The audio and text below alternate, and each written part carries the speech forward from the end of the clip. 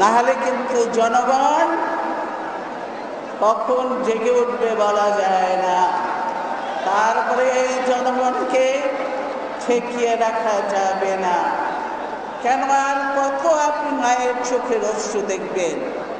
মা, বোন, ভাই, বাবা কিভাবে তারা কাঁদছে, তাদের সন্তান হারানোর ব্যথা তারা ভুলতে পারে না। কাজেই মায়ের চোখে পানি আর কেউ দেখতে চায় না। এই যে আইন শৃঙ্খলা বাহিনীর ভাইয়েরা এখানে আছেন, আজকে উপস্থিত আছেন, তাদের কাছেও বলবো, এরা তো এই বাংলাদেশেরই ছেলে, আপনাদেরই বন্ধু বান্ধব, ভাই, সকলে পরিচয় আছে। তাহলে আপনারা এদেরকে নিয়ে এত অত্যাচার, এত কষ্ট, গুম করা, এটা কি ঠিক? এটা বোধহয় আপনাদেরকে দিয়ে আমরা জানি। আপনারা বলবেন আমরা তো কাজ হুকুম তামিল করি, আপনাদেরকে দিয়ে অন্যায় কাজ করাচ্ছে। আমি বলবো না পুলিশ বাহিনী খারাপ, কিন্তু পুলিশ বাহিনীকে নষ্ট করছে, খারাপ করছে। পুলিশ বাহিনীর উপরে নানাভাবে তাদের উপরে হুকুম দিচ্ছে, মিথ্যে জুলুম নির্যাতন করছে তাদের উপরে। এগুলো বন্ধ করে। আমরা একসঙ্গে থাকতে চাই। এই বাংলাদেশটি ছোট্ট একটি দেশ। এই ছোট্ট দেশে আমরা যদি সকলে মিলেমিশে থাকি, মানুষগুলা সকল ধর্মের মানুষ যদি আমরা একসঙ্গে মিলেমিশে থেকে কাজ করি, তাহলে আমরা মনে করি বাংলাদেশকে আমরা একটা সুন্দর বাংলাদেশ গড়ে পৃথিবীর মানচিত্রে আমরা প্রতিষ্ঠিত করতে পারব। এই আমাদের ছেলে মেয়েদের ভবিষ্যৎ নিশ্চিত করতে পারব। এবং আমার মনে হয় সঠিকভাবে যদি আমরা সম্পদ এবং আমাদের যা কিছু আছে সেগুলোর যদি সদ্ব্যবহার করি, তাহলে বাংলাদেশের কৃষক, শ্রমিক, মেহনতি মানুষ থেকে আরম্ভ করে সকলকে প্রোভাইড করা সম্ভব। এবং সকলের অন্ততপক্ষে অন্ন, বস্ত্র, বাসস্থান, শিক্ষা এবং চিকিৎসার ব্যবস্থা করা সম্ভব। তাই আমি বলবো, বহু চেষ্টা করেছে। এর আগে একবার চেষ্টা করলেন পার্লামেন্ট দিয়ে, একদলীয় গণতন্ত্র টিকল না। আবার এসেছেন এখন, মানুষ খুন করে, গুম করে, জবরদস্তি ক্ষমতায় টিকে থেকে আপনাদের রাজতন্ত্র এবার কায়েম করার জন্য যে ব্যবস্থা নিয়েছেন, আমার মনে হয় এটা আপনাদের জন্য কোনো ভালো ফল হয়ে আনবে না। তাই বলবো যে এই রাজতন্ত্র যেভাবে আপনারা চালাচ্ছেন, এগুলো বন্ধ করেন। কথায় কথায় নতুন নতুন আইন, কথায় কথায় নতুন নতুন আইন। এই আইনগুলো কেন? বিরোধী দলকে কিভাবে হাতে ফেলা যায়, কিভাবে আটকানো যায়, সেই জন্যই এই আইনগুলি করা।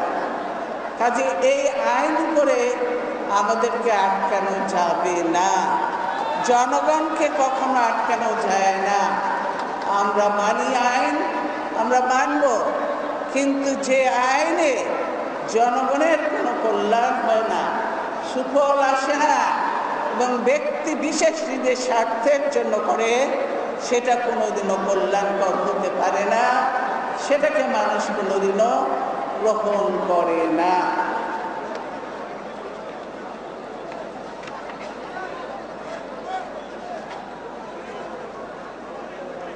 প্রিয় ভাইয়েরা, এই আওয়ামী লীগ ক্ষমতায় এসেছে কিভাবে, আপনারা সেটাও নিশ্চয় জানেন। 2008 সালে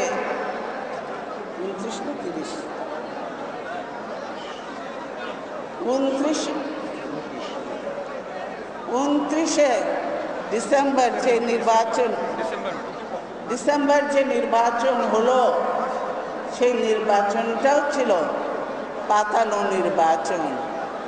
মঈনুদ্দিন ফখরুদ্দিনের সাথে আলাপ করে তাদেরকে এই বৈধতা দিব, দায় মুক্তি থেকে মুক্ত করব, এইগুলি বলেই ক্ষমতায় এসেছে 2/3 নিয়ে, যাতে সংবিধান পরিবর্তন করতে পারে।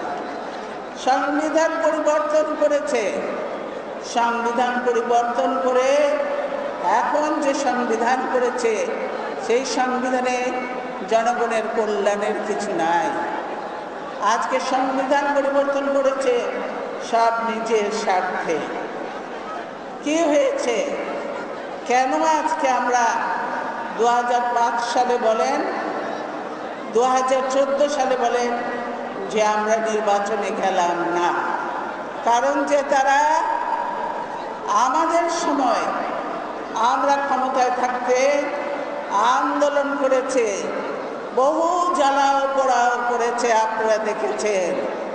মানুষের বাড়িঘর জ্বালিয়েছে, ব্যাংক লুট করেছে, ব্যাংক জ্বালিয়েছে, গাড়িতে আগুন দিয়েছে, মানুষ হত্যা করেছে, বহু কিছু করে। চট্টগ্রাম কোর্ট বন্ধ রেখেছে, ঢাকা চট্টগ্রাম রাস্তা বন্ধ, রেলওয়ে বন্ধ করে দিয়েছিল, সব তারা করেছিল। হরতাল করেছিল 173 দিন। কাজে এইগুলি করেছিল কেন? তারা বলছে কোনো দলীয় সরকার নয়, নির্দলীয় নিরপেক্ষ সরকারের অধীনে নির্বাচন হতে হবে, যার জন্য এই আন্দোলনগুলি করেছিল। তারপরে তাদের কথা অনুযায়ী আমরা সংবিধানে সংশোধনী এনে নির্দলীয় নিরপেক্ষ ব্যবস্থা সংবিধানে সংযোজন করি, এবং তারপর থেকে কয়েকটা নির্বাচন হয়েছে, আপনারা দেখেছেন। সেই নির্বাচনগুলিতে কোনো সময় বিএনপি জিতেছে, কোনো সময় আওয়ামী লীগ জিতেছে। আমরাও 2001 সালের নির্বাচনে 2/3 বেশি পেয়েছিলাম। ইচ্ছা করলে তখনও আমরা সংবিধান পরিবর্তন করতে পারতাম, কিন্তু আমরা তাদের মতো ক্ষমতা লোভীরা এই দুর্নীতিপরায়ণ ছিলাম না বিধায় আমরা সেগুলো করি নাই। আমরা বলেছি আমরা গণতন্ত্রের পথে আছি, গণতন্ত্রের পথে থাকব, সেই জন্য সংবিধান আমরা পরিবর্তন করি নাই, আমাদের সংখ্যাগরিষ্ঠতা থাকা সত্ত্বেও। কিন্তু আওয়ামী লীগ মঈনুদ্দিন ফখরুদ্দিনের সঙ্গে ক্ষমতায় এসে তাদের বৈধতা দেওয়ার নাম করে কারচুপি করে সেই নির্বাচনে বিএনপিকে পরাজিত করাই শুধু নয়, 2/3 ভোট নিয়ে সংবিধানকে কেটে ছিঁড়ে একদম শেষ করে দিয়েছে। সংবিধান পরিবর্তন করে তাদের ক্ষমতা চিরস্থায়ী করার জন্য তাদের অধীনে নির্বাচনের ব্যবস্থা করেছে।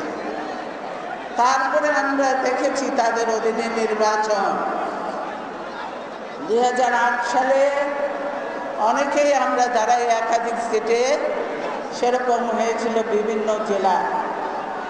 কাজেই আমরা দেখলাম 2009 সালে যে উপনির্বাচনগুলি হলো, সেই উপনির্বাচনগুলিতে তারা কি সন্ত্রাস, কি কারচুপি করে সকল ভোট কেন্দ্র দখল করে, ভোট ছিনতাই করে সেখানে তাদের প্রার্থীকে বিজয়ী ঘোষণা করেছে। আর এর সঙ্গে সাথ দিয়েছিল, তখন ছিল হুদা ছিল নির্বাচন কমিশনার, আর কি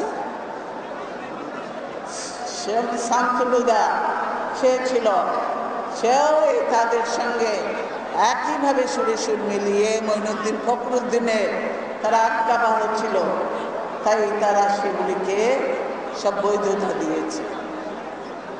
কাজে তারপর থেকেই আমরা ওটা দেখার পর থেকে আমরা বলেছি যে আওয়ামী লীগের অধীনে নির্বাচন কোনোদিন নিরপেক্ষ হবে না, সুষ্ঠু হবে না। সেটা কোন নির্বাচন? সেটা নির্বাচন হলো জাতীয় নির্বাচন। কেন জাতীয় নির্বাচনেই শুধুমাত্র সরকার পরিবর্তন হয়। তারা এখন বলতে পারে যে আমাদের অধীনে বিএনপি নির্বাচন করেছে, আমরাও বলতে পারি আমাদের অধীনে তারা নির্বাচন করেছে। কারণ যে স্থানীয় সরকারের যে নির্বাচনগুলি হয়, ক্ষমতায় যারাই থাকে তাদের অধীনেই হয়। ইউনিয়ন পরিষদ বলেন, উপজেলা বলেন, সিটি কর্পোরেশন বলেন, তারপরে পৌরসভা বলেন, সকল নির্বাচন কিন্তু যারাই সরকারে থাকে তাদের অধীনেই হয়। সেভাবেই সেই নির্বাচনগুলি হয়েছিল এবং আপনারা দেখেছেন সেখানে এই যে নির্বাচনগুলি হলো, সেখানে উপজেলা নির্বাচন হলো। উপজেলা নির্বাচনে দুইটা ঠিক মতো হলো, তারপর দেখলো যে তাদের অবস্থা ভালো নয়, তখন তারা আর বসে থাকেনি। তখন তারা রীতিমাত্র ওই দখল আর সিল মারা শুরু করলো। ফলে বেশিরভাগ সিট জোর জুলুম ছিনতাই করে নিয়ে গেছে, জনগণ ভোট দিতে পারে না। তারপরে 5টা সিটি কর্পোরেশনের নির্বাচন হলো, খুলনা, রাজশাহী, তারপরে চট্টগ্রাম, সিলেট আর গাজীপুর। 5টা মেয়র নির্বাচন হলো এবং বিএনপি আমরা প্রত্যেকটাতেই অংশগ্রহণ করেছি। তখন আমাদের নেতা কর্মীরা সকলেই কাজ করেছে এবং আমরা জনগণ, আমি ধন্যবাদ জানাবো জনগণকে। তখন জনগণ যেভাবে নির্বাচন কেন্দ্রে এসে ভোট দিয়েছে, প্রত্যেকটাতে বিএনপি প্রার্থী বিজয়ী হয়েছে। প্রত্যেকটাতে একটাও বাদ যায় না। তাহলে এটা পরিষ্কার হয় যে একটু ফেয়ার নির্বাচন হলে বা জনগণ ভোট কেন্দ্রে যে ভোট দিতে পারলে নির্বাচন সুষ্ঠু হয় আর সেখানে বিএনপি জয়লাভ করে। কিন্তু আপনারা পরবর্তীতে ঢাকা এবং সিটি কর্পোরেশনের নির্বাচন কি দেখলেন? ঢাকা সিটি কর্পোরেশনের নির্বাচনে আপনারা দেখলেন যে আমরা ভোটে গিয়েছিলাম, কিন্তু সেই নির্বাচনে কি হয়েছে আপনারা জানেন না? নির্বাচনে কি হয়েছে? ঢাকায় দেখেননি উত্তর দক্ষিণ আর কি বলে জানি চট্টগ্রামে, সেখানে কয়েক ঘন্টা ভালো ভোট হয়েছে, তারপরেই শুরু হয়ে গেছে তাদের চুরি, তাদের সিল মারা এবং জনগণকে বিদায় করে দিয়ে ছাত্রলীগ সব কেন্দ্র দখলে নিয়ে আইন শৃঙ্খলা বাহিনীকে তাদের সঙ্গে নিয়ে তাদেরকে দিয়ে ভোট মেরেছে, এমনভাবে সিল মেরে তারা আমাদের বিজয়কে তারা ছিনিয়ে নিয়েছে। তাদের প্রার্থীকে জয়ী করে নাই, মানুষ বিএনপি প্রার্থীকে ভোট দিয়েছিল, কিন্তু তারা জোর করে নির্বাচন ছিনতাই করে নিয়ে গেছে। তারপরে আবার এইবার প্রথমবারের মতো পৌরসভা নির্বাচন, মেয়র নির্বাচন হলো।